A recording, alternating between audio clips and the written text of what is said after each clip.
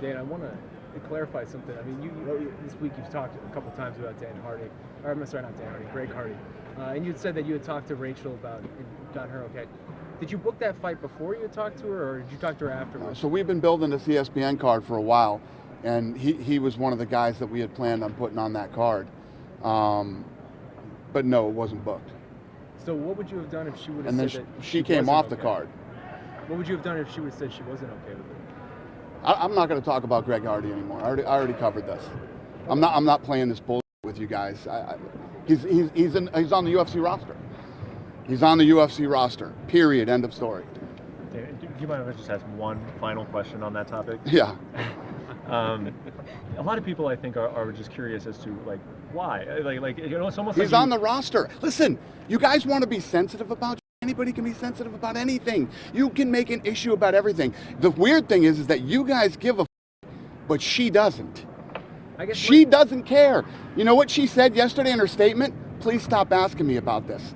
I want to focus on training. I don't want this to be an issue for me. I don't know this guy. This guy has nothing to do with me. I have nothing to do with this guy. This guy's never done anything to me. This isn't an issue. You, and a lot of other people. I didn't ask anything today. Yeah, your hero, and We're a lot of other people are making this an issue. It's not an issue for her.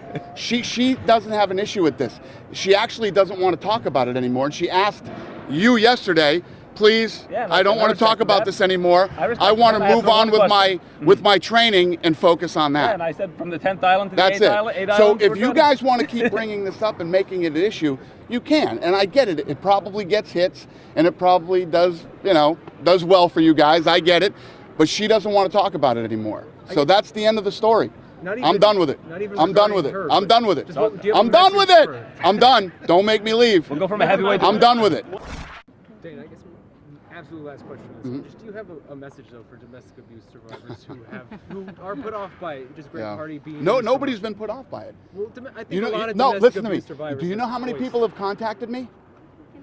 Just, Like 3. Like him, I think in general, one other guy, and some other guy. Those are the 3. Who's put off by it? We definitely see it on social media. Oh yeah, because social media is where you go to find out where the real people are talking about real stuff and what real people really care about is on social media.